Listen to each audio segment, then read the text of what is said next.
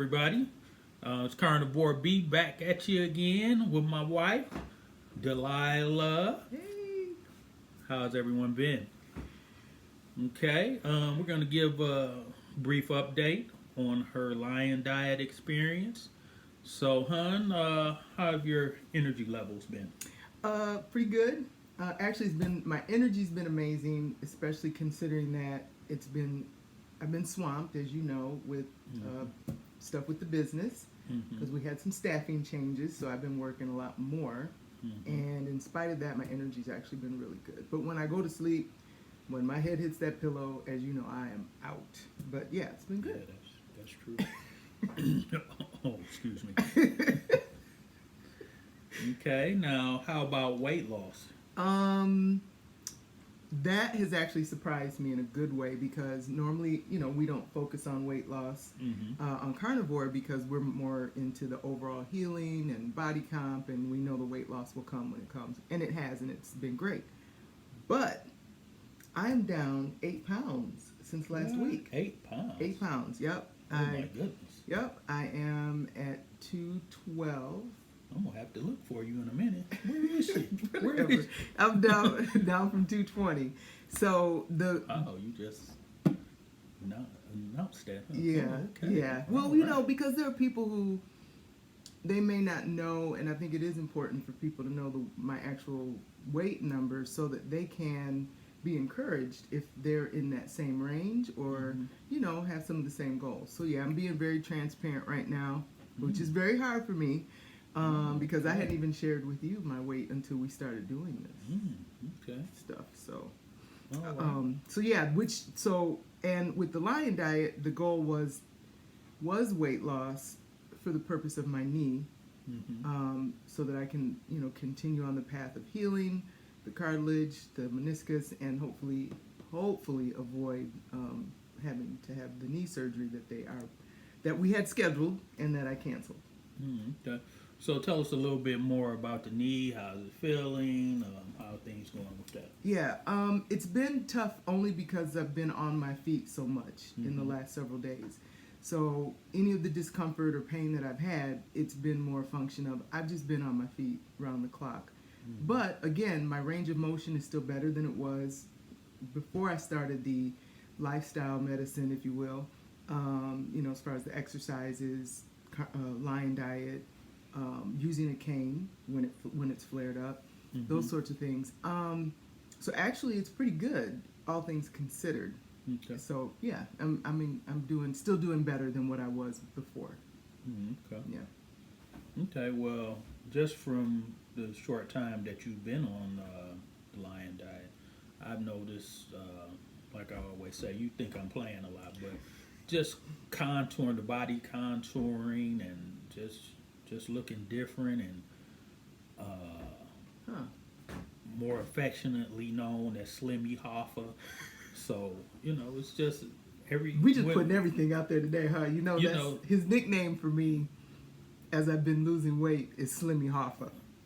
So, with these ways of eating, you're going to be constantly changing, and you may get in the sunlight and like, oh, you look different today. So, it's going to be a constant process. You're just going to keep changing and changing your face, your arms, every day. So that's the things that I've noticed. And, Wow. you have been sleeping much, much more soundly. That's another thing that I've noticed. Soundly. Okay, so what we're going to talk about just pretty briefly now is just the power of being an example.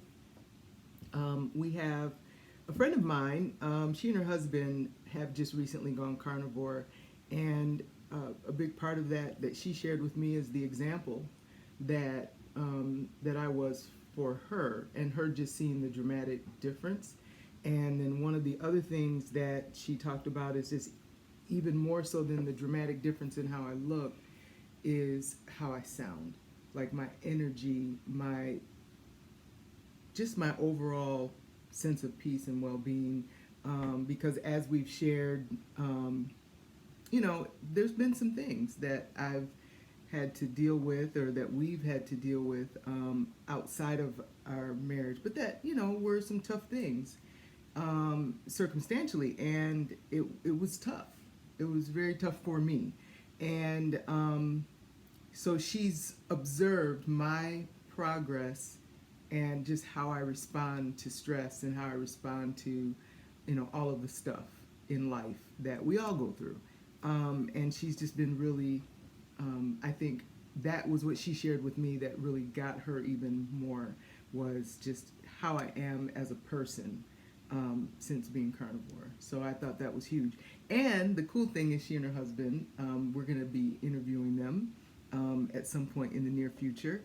And I'm just going to share, I'm going to look over the things that just in less than, I think it's just only been a week or less, what they've noticed already on carnivore, which is for her back and heel pain have significantly been reduced, that she's been dealing with for a long time. And then when we interview them, she'll go more, into detail about that.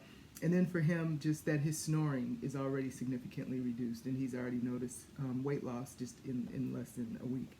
So that was kind of a big deal to me, and it just goes back to what we talked about as far as not necessarily trying to convince people to do this, but as they see changes in us, that we share what we're doing. I believe that's the best way. I'm never going to force anything on anyone. I'm more of a person that sits back and observes. Oh, okay, I see. Then once I get enough information, or observe long enough, I'm gonna ask. So what's going on? What you doing? Right. So just like with anything else, I'm not.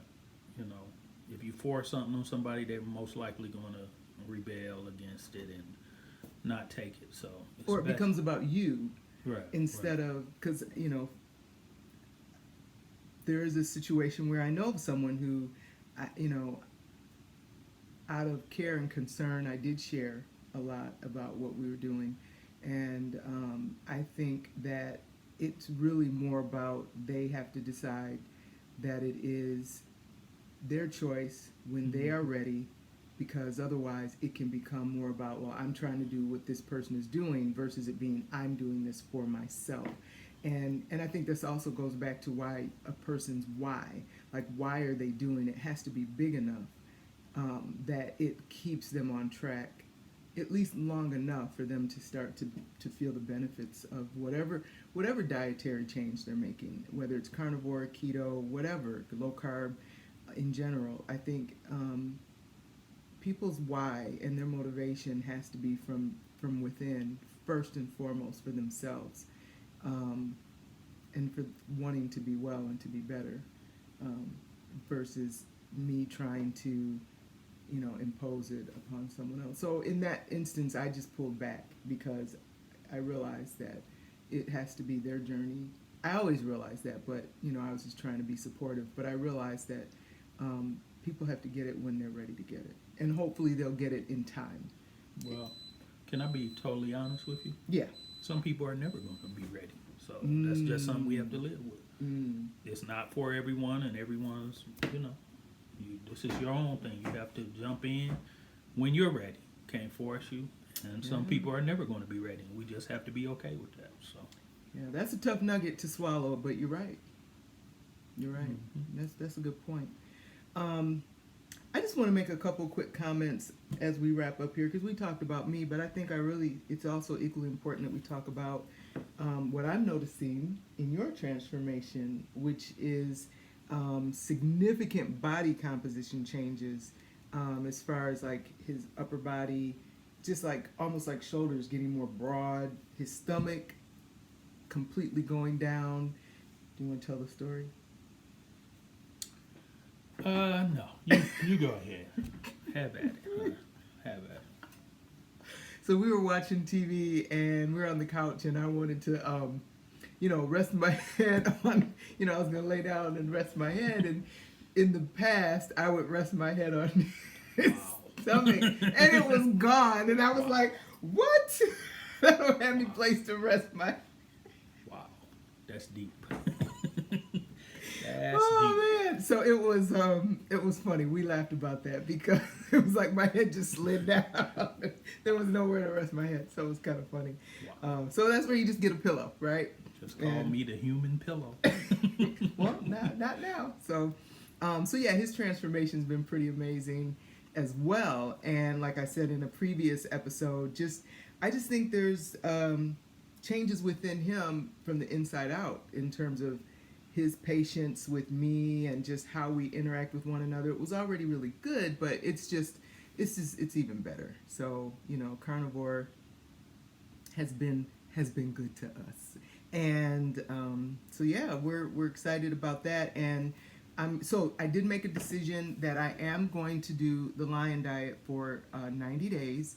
And I appreciate B's support, because it does mean, for me, I need to do more ribeye than what I normally do, because I'm not eating butter, I'm not eating bacon, which, those are nice fillers and supplements to get fat, and ribeye is a little bit more costly, but I'm eating less, so I think it's still balancing out pretty well. Mm-hmm. I don't have much of an appetite, and that's a big thing that I've noticed on Lion Diet is I'm shocked that I'm not craving bacon, because I love bacon and I love butter, but I guess when you eliminate things and they're out of your system long enough, you really you're okay with it, and your body adjusts, and you don't want it necessarily anymore. You don't crave it.